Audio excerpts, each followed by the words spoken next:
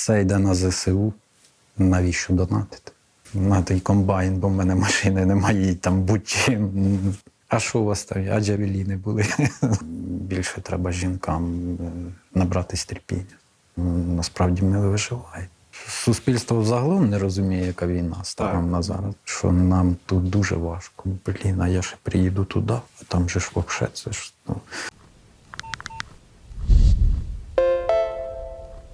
Доброго вечора. Це «Плюс-плюс» подкаст і розмова двох військовослужбовців 56-ї бригади.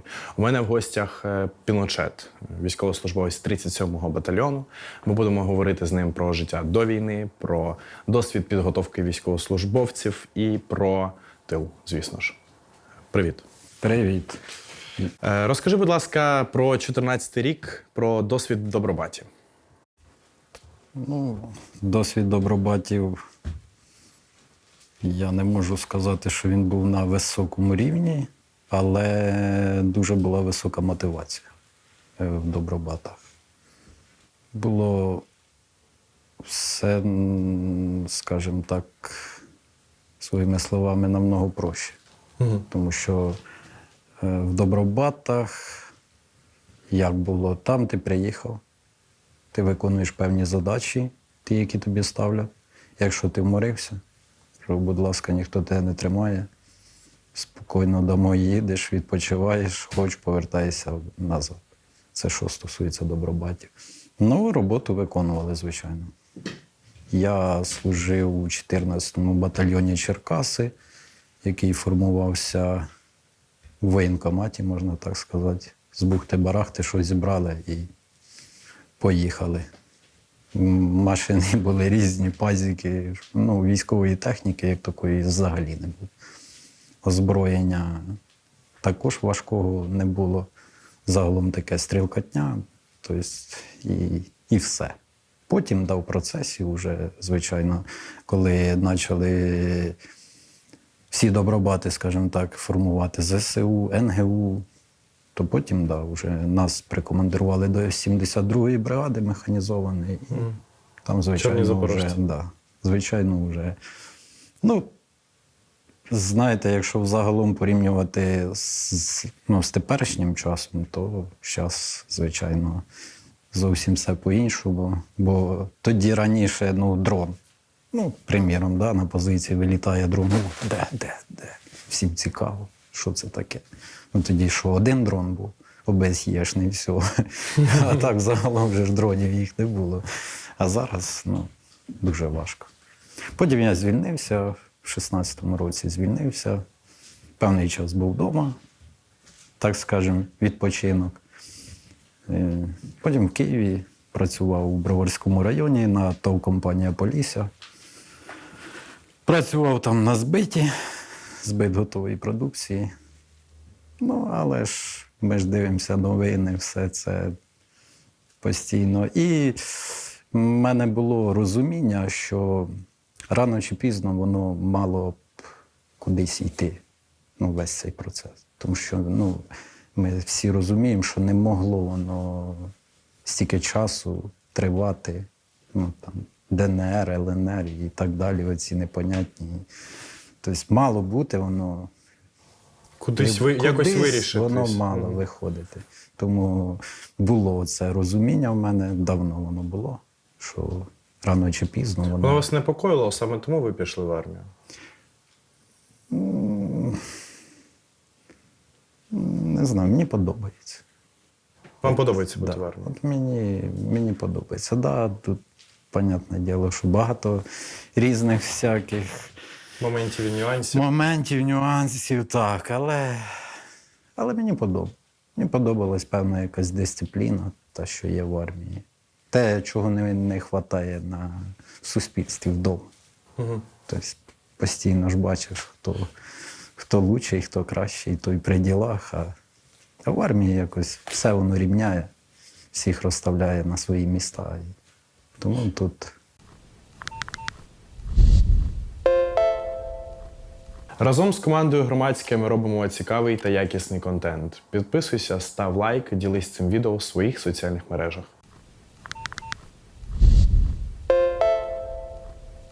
Десь в жовтні місяці, здається, 21-го року нашу бригаду завели в місце виконання бойового завдання. Це в кого як було селище? Так, здається, в жовтні, ні? Не листопад. Може листопад, щось восени, я Так, пам'ятаю. я знаю, що вже прохладно було, Та. моментально холодно було. Так. Нас завели в пункт виконання бойового завдання. Хто де виконував, звісно ж, тому що бригада велика. Лінія фронту доволі таки велика, яку закривала на той час 56-та бригада. І, звісно ж, там ми застали початок повномасштабного вторгнення. Да. Я застав початок повномасштабного вторгнення в Пісках під час перебування на СПшки. Нас вранці там прийшли міняти хлопці. І кажуть, пацани, війна почалася. А я кажу, яка війна? Там же на СПшці і зв'язку не було, і тільки на базі там стояв, здається, Starlink, і у нас ще тоді такі інтернет-модемчики були невеличкі з антенами. І ми поки йшли там 1,5 кілометри до бази з СПшки. Я такий думаю, та яка війна? Про що вони? І ми прийшли, відкрили новини, і так я дізнався, що почалась війна. Як це відбулося у вас? Я застав війну біля населеного пункту Невельське. Так, теж в тих, скажімо так, районах неподалік від вас. Було зрозуміло, що щось не то, тому що гул стояв, везде все гудить, все шумить, все. І перед цим днем навіть перед повномасштабним вторгненням вже ми бачили ворожі літаки. Тому вечір перед повномасштабним вторгненням дуже було багато ворожих безпілотників. Просто дуже багато. І на утро, вже гул, у нас зв'язку як такого зовсім фактично не було. Я маю в виду в плані інтернету, тому хотілося, ми намагалися на всіх виходити, на своїх, скажімо так, керівництво, щоб хоч щось сказали, пояснили, тому що чути, що все гуде, а тут тишина. Бо в нас насправді тишина була цілковита. То періодично там кошмара, та це зовсім тишина. От ми там зустріли. І були ми там до кінця травня, якщо не помиляюсь. Наприкінці травня, через те, що доволі мало людей ще було в структурі Збройних сил, довелося частково людей розкидувати. Тобто з некритичних таких напрямків, яким був на той час наш. Тому що так обстріли були, але такого широкого фронтового такого прям наступу, який там потім відбувався, його ще не було. І тому тоді збирали, я пам'ятаю, групи добровольців для того, щоб відправляти на інші напрямки, де відбувався прорив. І я тоді потрапив там на Золоту Ниву, на Новодонецьке, туди, на той напрямок. Думаю, ви теж кудись їхали, та? Дуже велика Новосілка. Були в Великій Новосілці. Так, звичайно, так. Це те саме місце. Так, те саме місце. Все було. Що можете розказати про оборону Великих Новосілок, про оборону Золотої Ниви? Коли ми зайшли, особливо наш підрозділ в Великих Новосілках, нам вдалося облаштувати оборону. Вдалося завдяки моєму командиру, Кочервей Євген Валерійович. Він тоді був командиром роти. Дуже для мене поважна людина, тому що дійсно я бачив, як він працює і що він намагався зробити, як він розчитував ці всі нюанси. Тому нам вдавалося, скажімо так, тримати оборону міцно.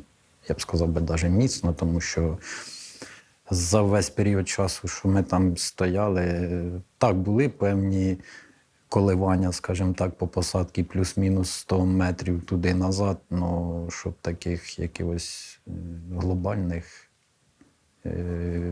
скажімо так, з нашої сторони відступів то не було. Тобто нам цілком і повністю вдавалося там тримати оборону. Після виконання бойового завдання по зупинці, так би мовити, ворога та його прориву, після того, як наші підрозділи, вони більш-менш встановили цю лінію оборони, викупили її, облаштували, нам довелось повертатись в Піски, тому що і не тільки в Піски, і в Нівельське, тому що ворог почав активно сунути на той участок фронту. Це була така ідеологічна, насправді, задача для них взяти Золоті Піски, взяти Нєвільське, тому що вони були найближче до Донецька, і вони 8 років їм, там, 9 років мозолили очі. Кістка в горлі. Так, кістка в горлі. І оцей трикутник, висунутий до Донецького аеропорту, він настільки їх мозолив, що вони почали висипати по 6,5 тисяч 122-го калібру на село, для того, щоб просто його зрівняти з землею. Ви тоді повернулись на Нєвельське. Що ви можете розповісти про цей період свого життя? Ну, якщо було дуже важко. Важко, тому що кожен раз, як тільки ми переїжджали, було важче і важче. Ну, якщо порівнювати зараз і тоді, то я б сказав би, що тоді легше було. Тому що я б сказав би, що ворог тоді не був настільки досвідчений. Так, да, вони кидали, скажімо так, оцю масу м'яса, скажімо, навіть так, намагалися там відбивати. Ну, це було... Зараз я вже розумію, коли зараз порівнюю, я постійно порівнюю там ті чи інші часи, як ворог працює, і я розумію, як тоді він працював. Це було просто в певних мірах, в основному, недосвідчені бійці, я б сказав би так. Тому що навіть бувало такі у нас випадки на наших особливо позиціях, що вони вставали і в повний рост просто бігли на нас. Ну, тобто, незрозуміло. За майже 2 роки військового повномасштабного вторгнення Росії в Україну, чи можна сказати, що росіяни зробили величезний стрибок, величезний прогрес в навчанні своїх бійців і технічному оснащенні? Розвиток, дуже розвиток. Видать, є в них теж розумні, скажімо так, командири, тому що навіть їхні лінії оборони, скажімо так, як вони їх роблять, 3 лінії оборони, це теж це хтось їм це сказав, це не просто так, що вони там з бухти-барахти вийшли, зробили. І так в технічному плані дуже вони виросли. Проблема в тому, що так як я бачу, ну, в плані цьому, да, вони виросли, і це дуже важко, але проблема в тому, що чому наші, скажімо так, великі служби масової інформації це замовчують, то це дуже, я б сказав би, плохо. Тому що, ні, ну зрозуміло, да, суспільству все показати, розказати, це, ну, це теж, мабуть, неправильно, тому що людей, скажімо так, лякати не потрібно, але потрібно трошки, щоб суспільство розуміло, що... Я з вами абсолютно погоджуюсь. Ми саме для цього і ведемо «Плюс-плюс» подкаст, для того, щоб суспільство розуміло реальність. Тому що справ. розвиток дуже в них потужний розвиток. Видно, як вони працюють. Вони ж постійно, вони ж не просто так, наприклад, як було це Первомайки в Нєвельське, я ж пам'ятаю, як оці напливи незрозумілі. Зараз вони щупають. Вони шукають, де слабі місця. І штурмують малими групами. Так, малими групами, а де бачать, що доцільно використовувати велику кількість людей, вони можуть це спокійно. Розумієте, великою кількістю людей треба ними вміти управляти. Це не просто ти вийшов 10 чоловік, і то важко, а велика кількість людей. Тобто зрозуміло, що є там, скажімо так, ворога не потрібно недооцінювати. Ворог дуже сильний, розумний, не побоюсь цього слова, тому що видно розвиток. Що нам треба зробити? Тобто ми вже розуміємо, що сьогодні у нас є певний паритет між нашими арміями, так? Що нам треба зрозуміти і що нам треба зробити для того, щоб перемогти цю велику совєтську армію? Я думаю, що зараз вкрай важко з мотивацією з нашої сторони. Тому що, як не крути, боєць, який прийшов з позиції, він дивиться новини. І Як він може себе мотивувати, коли він дивиться, що робиться вдома? От що ми дивимося в новин? Ну, взяти так, мій сусід. Я з села. Що мій сусід? Включив телевізор. Всі атаки ворога відбиті, стільки-то техніки спаляно, 1000 орків убили. Все ж нормально. Яке в нього може бути відчуття війни? Все ж класно, де хлопці там ділають війти. Включаєш інший канал, що там дивиться. Сидять, вони тупі, барани, нічого не вміють, нічого не знають. Все прекрасно. Що? Включає далі слідуючий канал. Все йде на ЗСУ. Навіщо донатити? От і військовослужбовці також дивляться. І в них є оця, скажімо так, несправедливість, вона загострюється.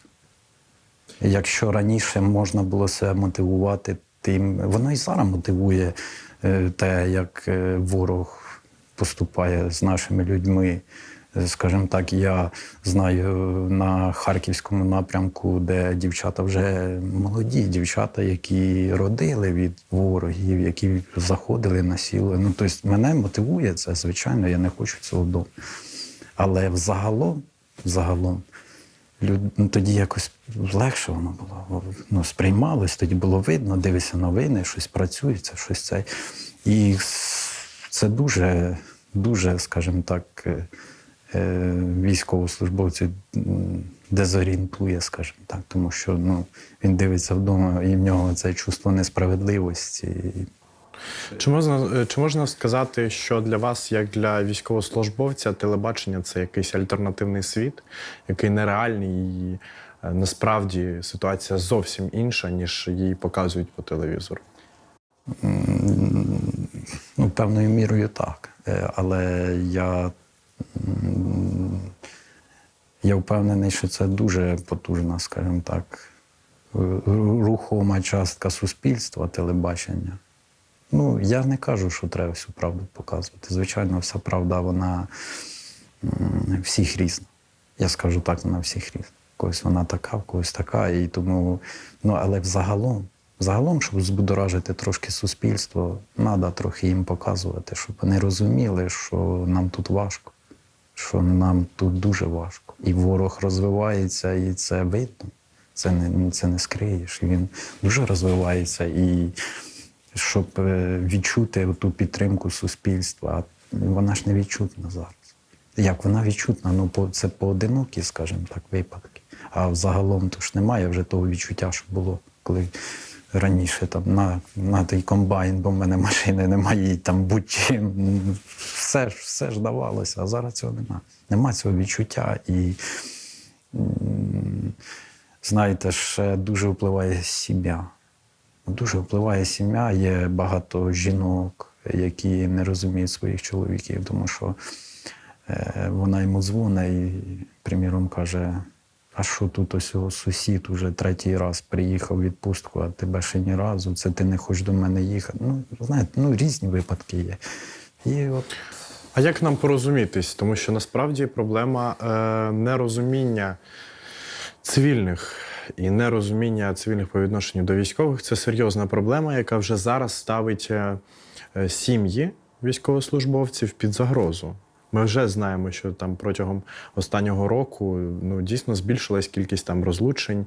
І це відбувається саме через непорозуміння, через недостатній діалог, можливо, в сім'ї. Що б ви порекомендували цим жінкам, які, можливо, зараз нас дивляться, або військовослужбовцям, які теж нас будуть дивитись? Військовослужбовцям, звичайно, що я їм можу тільки сили впевненості, щоб вони міцно стояли на жінкам. Більше треба жінкам набратись терпіння. Тому що військовослужбовець, який безпосередньо в окопі, все одно в нього це чувство несправедливості. А хто, як не сім'я, це саме той рушій, який його штовхає до перемоги і, скажімо так, не побоюсь цього слова, виживати. Тому що насправді ми виживаємо. Це так. Це я зараз сиджу, ви також сидите так, а насправді це ж все по-другому виглядає. Це трішки не та форма, в якій ми там. Да? Звичайно. І цим жінкам я б сказав би їм терпіння і розум. Розуму і терпіння, тому що якщо ти його любиш і ти вибрала з ним шлях так жити, тому тобі треба набратись терпіння і розуму і намагатись підтримати. Підтримати будь-яким способом, десь вспокоїти, десь сказати, що я поряд, десь навіть надо, я приїду. Це теж якби, рідна людина, тобі сама ближча людина, тобі це говорить. І насправді треба жінкам дуже зібратись, бо військовослужбовець він і так, я ж кажу, він постійно відчуває оцю якусь несправедливість. Тому більше їм треба. Звичайно, і хлопцям потрібно розуму, щоб не, навіть коли їх відпускають додому, тому що багато військовослужбовців, вони себе ведуть таким чином, що вони приїжджають туди і живуть за принципом, що їм вже всі должні. Їм щось всі должні. Що? Незрозуміло. Тому що я сам не розумію цього. Приїхав, я там... Флягу зриваю. Для чого? Для чого? Кому це потрібно? Хто тобі що должен? Є в тебе чувство несправедливості, да, там, бо ти пішов, а сусід не пішов. Але, ти обрав свій шлях таким чином, він таким. Виходить так, що є бригади, не тільки 56-та, які стоять майже без ротацій. Там у нас були якісь там дуже маленькі епізодичні вони. Деякі підрозділи без відновлення, без ротацій стоять багато часу на фронті, в гарячих точках, дуже гарячих точках фронту. Вже зараз починають говорити про демобілізацію і посилення умов мобілізації. Тому що для того, щоб демобілізувати хлопців, які прийшли захищати країну 24 лютого, треба набрати нових, звісно ж. В суспільстві визрів такий певний конфлікт, між військовими та цивільними, які 2 роки жили своїм життям, ходили в спортзали, посміхались сонцю. І зараз виходить, прийшов їхній, треба ж якось по черзі виконувати цей громадський обов'язок, напевно, так? Так, але в мене з цього приводу є своя думка. Так, я слухаю. Я думаю, що патріоти, ті, які були, вони, к сожалению, скажімо так, не всі вже є з нами, в живих, дехто поранені. Вони вже пішли. Я зараз скажу, це моя суб'єктивна думка. Ті люди, які залишились вдома, певний відсоток людей також хочуть справедливості, тому що із-за того, що хтось, скажімо так, подмазан не йде, а я йду. А певний відсоток, мені здається, вони по натурі раби. Я б їх так назвав. Їм нема різниці з ким. Вони живуть далі за принципом «моя хата з краю». Я нічого не знаю, в мене все добре. І от в нього єдство. Я не боюсь цих слів, він по натурі раб. По-іншому я його не назву. Йому будь-хто там буде, він готов приторговувати вже навіть. І це є правда. Це, як не крути, тому що декілька разів, я ж кажу, мені вдавалось виїжджати, скажімо так, додому, і я бачив це. Звичайно, я їхав на відпочинок, я не конфліктна людина, але це видно. Він живе собі за своїм принципом. Що з цими людьми робити? Тобто 100% нам потрібно продовжувати мобілізацію, бо, по-перше, в нас є поранені, в нас є люди, які ніколи вже не будуть з нами, яких треба замінити. І, звісно ж, через те, що черг добровольців в військкомати ми не споглядаємо, йдеться про примусову мобілізацію, про виконання громадянського обов'язку та про виконання найвищого закону України, Конституції, в якій написано, що Кожен громадянин України має знати, що в нього є обов'язок, священний обов'язок, написано в Конституції, захищати цю країну. Тепер, коли цих людей починають примусово тащити, так би мовити, у військкомати воно так і є. для виконання військового обов'язку, так, і вони кажуть, що в них є права там не служити. Що ви про це думаєте, і яка ваша позиція щодо примусової мобілізації? Я скажу так, що, на мою думку, потрібно нашим центрам комплектування надати повноваження. Законні повноваження. Потім, звичайно, побачимо, як воно буде, тому що дати їм законні повноваження, вони ж будуть і ті, хто намагались відкупитися, а може і відкупилися, вони також будуть цілком і повністю повертайся назад, скажімо так. А так, в них нема повноважень. Скажімо так, якщо розібратись законних повноважень, в них нема підстав. І юристи зараз мають попит хороший, тому що люди ті, які не хочуть йти, вони користуються цим. І це показують в інтернеті, це все відкрито, ніхто цього не скриває. І що вони всі надо. Я думаю, що взагалом великим службам масової інформації, нашим, скажімо так, їм треба трошки показати людям правду, щоб трошки збудоражило це суспільство.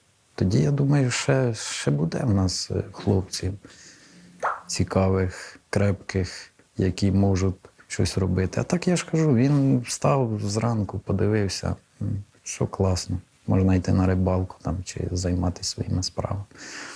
Так, проблема державної комунікації саме в цьому і полягає. Що люди розслабились через суцільну перемогу в телевізорі, і тепер вони ці булки знову напрягти не можуть. І він думає, навіщо мені йти, а тут мене примусово десь тягнуть, чого, то ж там все хорошо, хлопці ж там все відбивають, все перемагають, чому мені туди йти? Бо ж він не бачить, тоді бачили, ракета прилетіла, там біда, там біда. Там біда. Війна станом на зараз. Це війна, про яку думає умовний цивільний українець зі стрілкотнею, постійними обстрілами з літаків, чи це більш якась уніфікована технологічна війна з дронами? Ваша думка про це і що відбувається на ваших позиціях? Я думаю, що суспільство взагалом не розуміє, яка війна станом на зараз. Вони взагалом не розуміють. Немає навіть уявлення. Так. Тому навіть під час виконання завдань і не кожен військовослужбовець розуміє. Чому? Тому що ти це відчуваєш безпосередньо, як ти себе поведеш, коли ти дійсно виконуєш ті чи інші задачі. А до цього ти ніколи не зрозумієш. Так, і там бам-бум, та все нормально. Все. Коли ти безпосередньо вже приїхав, от потім в тебе вже включиться або страх візьме гору, або, скажімо так, інстинкт самосохранення на російській мові, скажімо так, виживання. Я не знаю, я завжди, як я себе мотивував до цього, то я собі завжди в голові крутив, що би не сталося, головне працювати. Щось треба робити. І от так вийшло, скажімо так. Дехто, ніхто не зрозуміє. Я думаю, що ніхто не зрозуміє. І кожен раз, ви як військовослужбовець також знаєте, що кожен раз воно все по-іншому. Наче вже все врахував, а воно все одно. Так, це саме собою. Насиченість дронами фронту, вона дуже сильно зросла. Тобто ми зараз навіть не говоримо там про мавіки або дрони, якими ми там літали ще в 21-му, 22-му роках, так, на початку вторгнення. Зараз починається така серйозна ера FPV, і ми бачимо, що і наша сторона використовує FPV, і росіяни вчасно зрозуміли, що FPV – це дійсно дешева сила, яка дуже може багато знищити супротивника, і цілими фурами реально вони везуть FPV на фронт. І, наприклад, по наших позиціях може прилітати до 20 штук в день. Просто прилітати, не те, що там когось поранити або там уразити якусь техніку, але реально поруч там з позицією до 20 штук їх може прилітати. І тому доводиться постійно моніторити повітря, постійно доводиться моніторити наші датчики, які показують, чи є FPV в повітрі, і виходити з укриттів, бліндажів, не перекритих щілин тільки у разі серйозної необхідності. Яка ситуація у вас з цим? Ситуація, можна сказати, така сама, тому що вона на нашому напрямку, вона взагалом тут. Приблизно так, одна та сама. Десь воно більш інтенсивніше, де, скажімо так, на їхню думку, ворог також прораховує, куди йому краще йти, де він менше потратить живої сили. Я думаю, що не думаю, а знаю, що вони це прораховують. Тому, звичайно, десь є певні ділянки, де нема такого використання IPV-дронів, а взагалом, в цілому, то так. Навіть під час наших штурмових дій на цьому напрямку вони спокійно використовували IPV-дрони просто по піхоті, яка штурмує. Що для нас є немислимим, тому що ми економимо їх для техніки. Це ж взагалі, але, бачите, вони собі змогли поставити таке, скажімо так, використання, що вони мають такий ресурс, потужний ресурс. Тому що, зараз загалом, я думаю, що вони нас випереджають в цьому плані. Угу. Тому що це видно, це не скриєш. Тобто, да, наші теж використовують, хлопці працюють, молодці, але мало в цьому напрямку розвитку, я б сказав би так. Мало дають, постачають.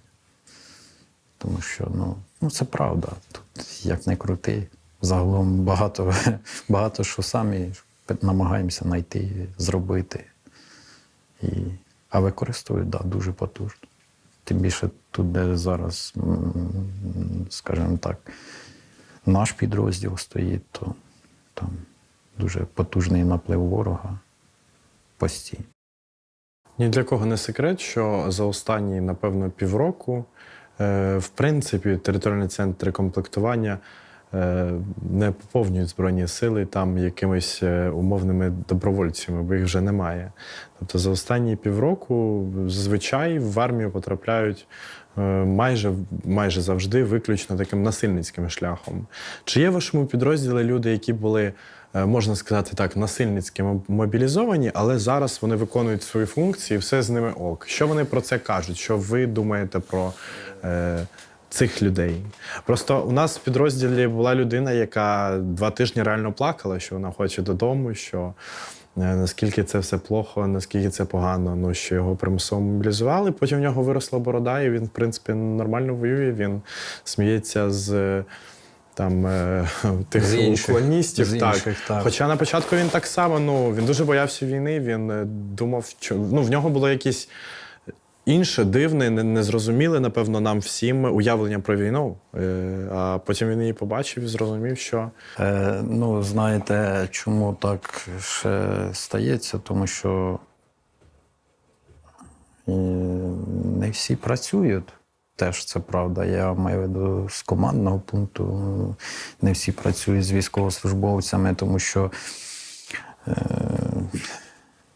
скажімо так, там, де їх комплектують, там, де їм дають якісь базове навчання, мінімальне базову підготовку, вони ж бачать, що там робиться. І ми всі знаємо, що там робиться, що там ніхто не знає, куди що йти, що робити, де хто, які керівники, і вони це бачать, і потім він думає, а я ще приїду туди, а там же ж взагалі це ж, А потім, коли приїжджає сюди, ми починаємо працювати, починаємо спілкуватися. Особливо в мене в підрозділі ніхто не зізнавався, що там мене піймали і привезли. Я впевнений, що так і є, але вони приїжджають, вони бачать, що ми намагаємося робити, і вони, я думаю, навіть не хочуть про це говорити. в них міняється сразу, тому що ми дійсно стараємося працювати, все враховувати, всі за і проти, прораховувати противне. Ну, працюємо в цьому напрямку і думаємо за своїх хлопців. Тому намагаємося всім, чим можемо, забезпечити, привезти своїми силами, волонтери, забезпечення, все. Так само в зброї. Тому таких випадків аж голосних, скажімо так, у нас не було. Щоб хтось так приїхав, сказав, що я ні, і це не моє. Ні, не було. В цілому, чи можна сказати, що підрозділ, в який ми одного разу потрапляємо, він в якийсь момент стає нам як друга сім'я, тому що нам болить проблеми наших побратимів. Ми саме тому їх, в принципі, називаємо побратимами. Чи можна сказати, що, в принципі, ота вся, можливо, мілітаризація, можливо, суспільства і розповіді про братерство, про єдність, вони виявились не брехнею, а дійсно воно таке є. Що дійсно ти навіть коли там потрапляєш в умовну відпустку, то ти починаєш скучати за своїм підрозділом. Таке є? Так, умовні відпустки є таке. Я думаю, що ну, так як у мене, я їздив раз, мені вдалося поїхати 10 днів. Скажімо так, відпустили після певних задач. І я думаю, що на день 5-й, напевно, вже хотілося назад. Угу. Тому що є якесь нерозуміння. Більше того, питання задають такі, знаєте, деколи провокаційні, деколи недоречні, я б сказав. А які саме запитання? Ну, ти вбивав. Угу. Ну, знаєте, якось так. Угу. Чи ти там, а коли війна закінчиться? Угу. Ну, а що у вас там? А джавеліни були? навіть такі питання. Навіть по декілька разів їх чув там за день, а джавеліни були. Таке. Знаєте. Я не знаю, як зараз. Зараз дуже важко. Дуже треба, щоб хлопці йшли, міняли. Поки в них є час. Я думаю, що все одно в них іншого вибору немає, тих, хто вдома. Рано чи пізно вони підуть. Просто хотілося, щоб вони це розуміли і зараз використали той час, так, який в них є, на якісь певні підготовку. Я не знаю, як мінімум, хай качають ноги, спини. Так, я завжди кажу, що абсолютно всі будуть воювати рано чи пізно, тому що вже зараз ми говоримо про війну на роки, про те, що Росія не здасться. Вона вже заявляє, що до 26-го року ми плануємо точно вести активні бойові дії. В той же час нам нема куди відступати, тому що це наша земля, і ми маємо розуміти, що це війна вдовго. І тому воювати будуть всі. У когось є зараз можливість ще зовсім трішки, маленький час, маленький відрізок, підготувати себе до війни, знайти собі підрозділ, знайти собі відношення, прийти на посаду, до якої ти будеш готовий і нести службу українському народові. Ну або прийде час, коли все одно доведеться воювати, або воювати на стороні України, або, якщо буде продовжуватись така ситуація, на стороні Польщі, або на стороні там Росії, але в якості заградотрядів, не дай Бог. Тому що дійсно це досвід Другої світової війни, коли українців мобілізовували в такі великі такі штрафбати і таким чином перемагали німців. Якщо ми не хочемо повторювати уроки історії, хочемо якоїсь суб'єктності, то нам треба захищати свою землю і своє право жити на ній. Ну, скажімо так, ті, хто може думає, що я зможу домовитись там з руськими, скажімо так, я б їм хотів би сказати, що вони розуміли, якщо вони пішли домовлятися з ним, то він вже є предатель.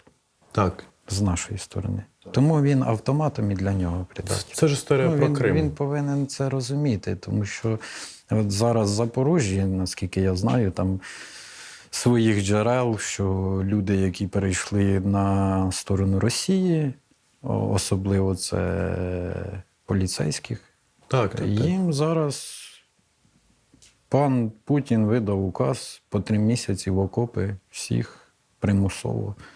Тому, ну, А в 2014 році було багато гучних історій, коли теж поліцейські або міліція тодішня перейшла в Криму на сторону росіян, і в усіх у них в особових справах було внесено склонен к предательству Родини. І через це, тобто, їм дуже сильно так конечно. підпортили всю цю історію. Якщо ти раз предав тут, то ти й там предасиш. Так. Ну, це ж... Тому я теж їм би побажав би розуму, якогось просвітління, тому що, ну, да, можливо, ти не можеш, ну, геть там панічний страх, то ти можеш якийсь інший внесок робити в перемогу, скажімо так, в нашу спільну перемогу. Це ж... Як ви відволікаєтесь від війни? Є у вас така якась віддушина, яка, можливо, що робите ви для того, щоб ваша голова не постійно там от прям страждала? Бо коли прям дуже довго хвилюєшся про це, я по собі знаю, ти починаєш прям, ну, дуже сильно стресувати. От я, наприклад, там читаю книгу, якщо в мене є на цей час, або там слухаю музику. Що робите ви в таких випадках?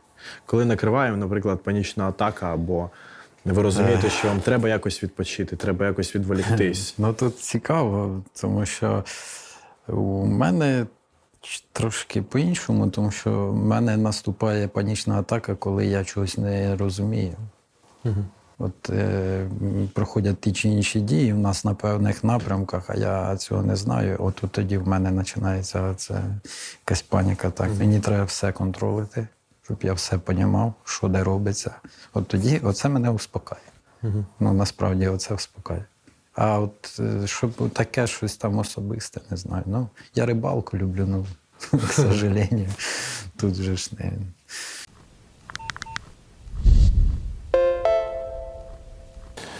Друзі, «Плюс-плюс» подкаст збирає на FPV-дрони для 56-ї бригади. Не забувай, що не буває маленьких донатів. Посилання на збір в описі відео.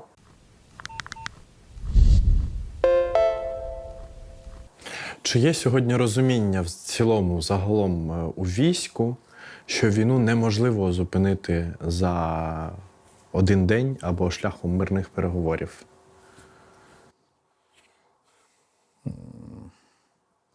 Я не знаю, які можуть бути переговори після того, що вони зробили. Ну, просто навіть не знаю. В нашому підрозділі хлопці мріють тільки про відпустку. Це правда, всі вони хочуть відпочивати. Намагаємося, звичайно, намагаємося відпускати. Хлопців відпускати додому, щоб трохи відпочивали, трохи до сімей. Дехто повертається, дехто, признаюсь, чесно, не повертається. Можливо, якісь обратно сімейні там відносини. Можливо, от, тому що він поїхав туди, все, там нема нічого. Там все хорошо. Що робити з такими людьми? Ну, по факту, ми ж розуміємо, що армія – це великий організм, в якому має бути дисципліна. Якщо даш десь слабінку, то, ну, хтось подумає, що так можна, і це буде наростати як сніжником. І... Ні, звичайно, ми боремося з цим. Ну, намагаємося, як правило, повернути людину. Намагаємося вийти на зв'язок з сім'єю, так. Намагаємося, скажімо так, переконати, що друже, ти подумай про сім'ю в першу чергу, тому що наслідки будуть не зараз, завтра, але вони будуть. Це і від цих наслідків будуть в першу чергу страдати твоя сім'я. Тому що, ну, це правда. Це, ну, тобто, боротись треба з цим. Дисципліна повинна бути в армії, тому що, ну, по-іншому ніяк. Ну, як, що? Іди роби, що хочеш. Ні, ну.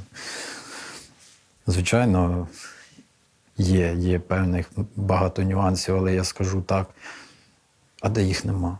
Яка країна зараз у світі готова до повномасштабного вторгнення? Та, я думаю, і Америка не готова до такого. Напевно, тільки Ізраїль був готовий, да, бо в них там вже 20-30 років вони там воюють з того сектору Газу, і то, да, в них було відчуття війни, оце напруження. А так, яка країна у світі готова до війни? навіть саморозвинути. Я думаю, що вони також не готові. Одне діло воювати десь там, я не знаю, де в Африці, не пойми з ким, а друге діло, коли все вдома, то я думаю, ніхто не готовий до цього. Тому, понятне діло, що дисципліна вона повинна бути в армії. Бо це ж куди? Надо. Ну, я думаю, що під час війни, особливо тут, дисципліна вона має бути.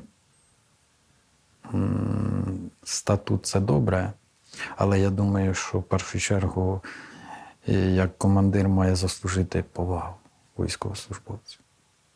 Тому що хлопці ризикують життям, і якщо просто ти вибіг шашкою, помахав там статутом, ну, я не думаю, що 45-літнього мужчину це якось йому там щось поміняє. Чому в армію брали 18 років? Тому що з ним ще можна щось зробити. Його ще можна щось там перевоспитати, щось направити його на путь істини. А тут дорослі мужики, і тут треба заслужити, щоб ти хочеш, щоб він там виконував певною мірою ті чи інші задачі, треба заслужити в нього повагу. А махаючи шашкою, ти повагу в нього не заслужиш. І це правда. Тому коли ти дійсно, коли він бачить, коли ти йому щось говориш, і ти дійсно це робиш, намагаєшся, стараєшся, щоб все воно працювало і не забуваєш про нього в першу чергу, то в нього тоді з'являється до тебе певна повага, і він намагається тебе не підставити. Це теж я б хотів би, щоб командири взяли собі на заміточку. Тому що хлопець воює, він кожної хвилини ризикує життям. І там йому розказувати якийсь статут чи махати шашкою, Ну так воно в принципі є. Так. Куди? Але я думаю, що в вашому підрозділі, в нашому підрозділі так само, вже за стільки часу, за такий широкий військовий, воєнний навіть досвід, стільки часу ми знаходимося в своїх підрозділах, що реально стали як сім'я. У нас нема такого, що там хтось прям командир, а хтось там, прям воїн, який всі накази виконує. В нас це більше відбувається дійсно на такому довірчому, дружньому рівні. І можемо покричати одне на одного, можемо інколи і десь посваритись, але в цілому ми дійсно стаємо якимись такими великими сім'ями, які розуміють про те, що це треба робити і роблять. Так, це сім'я, це 100% сім'я, тому що знаєте, як пройшов там будь-який певний нюанс, і не потрібно шукати винуватого. Я намагаюся у колективі так говорити, що ми є одне ціле. Ми повинні допомагати один одному, а не там, все, у нього не вийшло, все, давай всі, там, все на нього. Я кажу, цього не потрібно.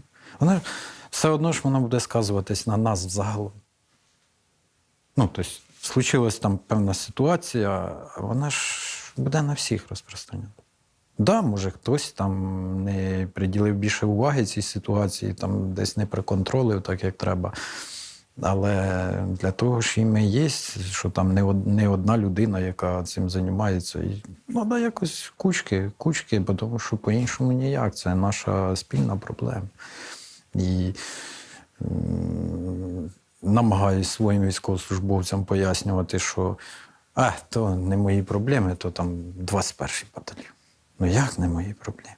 Це наша спільна проблема. Це, хлопці, ми стоїмо на позиції, ламається фланг, завтра нас будуть. Тобто це спільна проблема, і це є правда. І тому там думати, що то там них. І я думаю, що це не тільки має бути в певному маленькому підрозділі, це має бути взагалом. Взагалом, тому що це спільна проблема. Якщо хлопці там, скажімо, несуть втрати, великі втрати, ту дирку треба закривати. Так. Нам, комусь іншому, це треба І робити. війна – це спільна проблема цілої країни. Це треба робити. І тому у підрозділі я постійно в колективі своєму неодноразово піднімав цю тему, що не треба зараз шукати винуватих, а треба краще рішити проблему. Потім будемо вже думати, хто що не так зробив, сказав і так далі. Нещодавно на Закарпатті під час засідання сільської ради один з ветеранів бойових дій, який був у складі одної з бригад і який був також депутатом цієї сільської ради, який мав дійсно великий такий військовий досвід, він кинув 3 гранати, і від цього постраждали, загинули навіть там представники депутатського корпусу. Він також зараз в тяжкому стані, йому винесено обвинувачення. І в суспільстві пішло дуже серйозне таке броження думок, як я це називаю, з приводу того, чи будуть повтори, чи наскільки це небезпечно, і що робити для того, щоб запобігти цій ситуації, щоб повторів не було. Що ви можете сказати? Чи будуть взагалі повтори? І що треба зробити сьогодні суспільству для того, щоб цих повторів не було? Якщо не помиляюсь, 128-й бригаді Так, він служив. був військовослужбовцем 128-ї. Ну, те, що сталося загалом, ця ситуація, це прикро. Люди не мають гинути там. Достатньо того, що вони гинуть на фронті. Це я ніяким чином не оправдовую те, що люди загинули його. Але я можу сказати так, зараз люди починають акцентувати це як теракт. Так. А я міг би сказати, що це не теракт, це,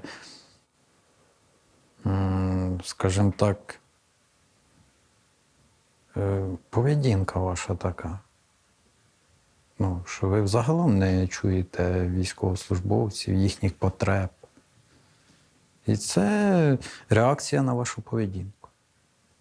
От коли людина прийшла, намагається щось донести, що люди в нас там дуже все Погано. Дуже все, скажімо так, плачевно, а його взагалі ніхто не слухає. От просто ніхто не слухає, сидять там, що то видумують, там ставити ялинку чи не ставити. Ну, його, як мінімум, хоча б мали б вислухати, коли, я не знаю, як там взагалі розвивались ці події, їх ніхто не покаже. Але те, що він стояв у дверах, намагався щось говорити, його навіть ніхто не слухав, вони далі собі продовжували там читати свої справи. Тобто повтор буде, якщо не буде комунікації?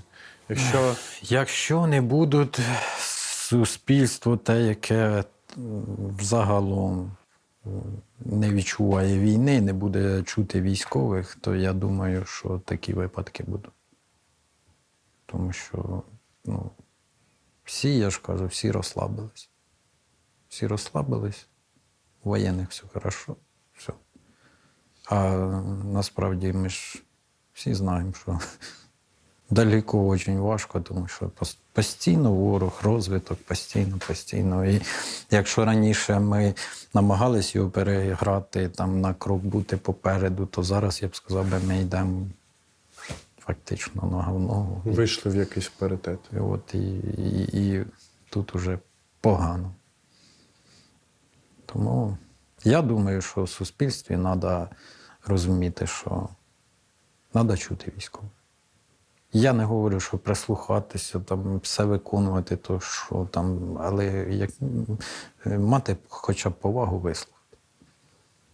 Зробите ви там те, що він просить, не зробите, це вже слідуючі питання, то вже таке, але хоча б вислухати. Тому що, я ж кажу, військових оце підвищений рівень справедливості, Відчуття несправедливості і так далі. От він хоче справедливості, а тут бачить і все, і понятне діло, що контузії, те все воно сказується не зараз, потім, через рік. І, звичайно, що просто загалом не готові. Я ж кажу, ні одна країна в світі не готова була б до такого.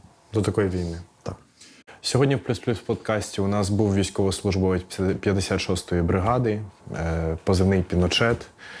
Дякую вам за вашу службу, дякую за те, що захищаєте країну. Радий служити з вами в одній бригаді. Я вам також дякую.